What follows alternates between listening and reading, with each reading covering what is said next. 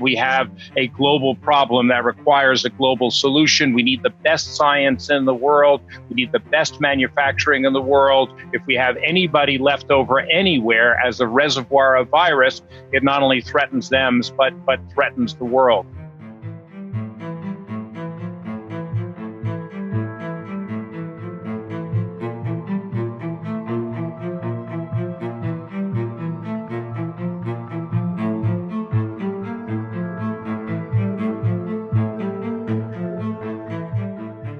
You know, this is costing us $2 to $4 trillion for this outbreak right now. So even if we can move forward vaccines by 1 or 2 weeks, it may pay for itself.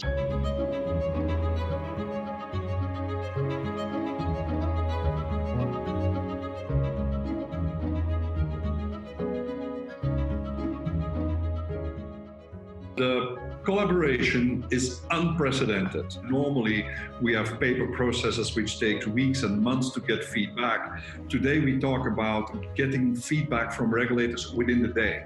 The collaborations are really very, very intense. Even over the weekend, we are having meetings with regulators around the world at the moment. So it's really exceptionally special as you go through it and you see the commitment of everybody involved. Our goal is ideally in the summer to start very large clinical trial, phase 3 or pivotal studies. And you're talking, thousands of people, maybe, up to 10,000 people across many different hospitals around the world. And the goal will be to be in a position to potentially, assuming everything goes well, to go to the regulators and to actually ask for product approval as early as the end of this year. They will have to review the file, which will lead to potential approval in the first quarter of the first half of 2021. That's for approval that it can be used for millions and millions, hundreds of millions of people.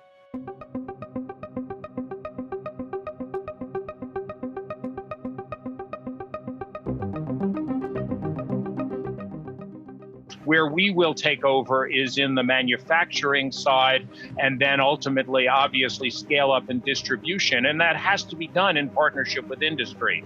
So the challenge for this is industry, of course, can invest in making sure there's manufacturing, but they need to know that somebody's going to buy it. And that's what we're trying to create now as an advanced market commitment with push and pull.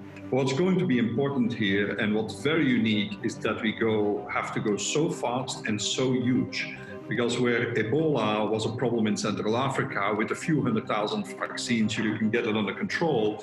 Here you need billions of vaccines. And that's where industry comes in, I think, is that you need a large contingent of people with a lot of experience to develop vaccines fast and globally.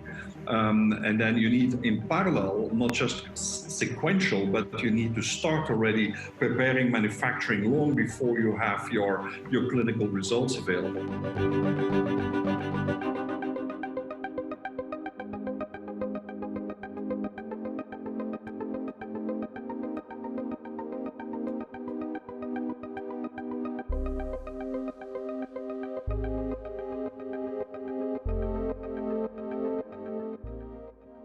It's absolutely the challenge of getting to enough vials, filling capacity, but also drug substance, vaccine itself production. It's unprecedented that probably several vaccines are going to be made in a billion type of quantity.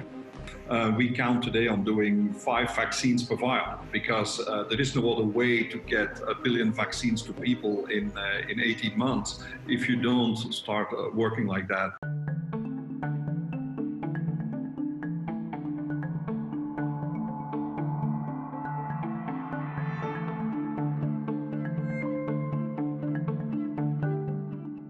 Ebola was an opportunity to come together and experiment with this, but not at the scale we're talking about.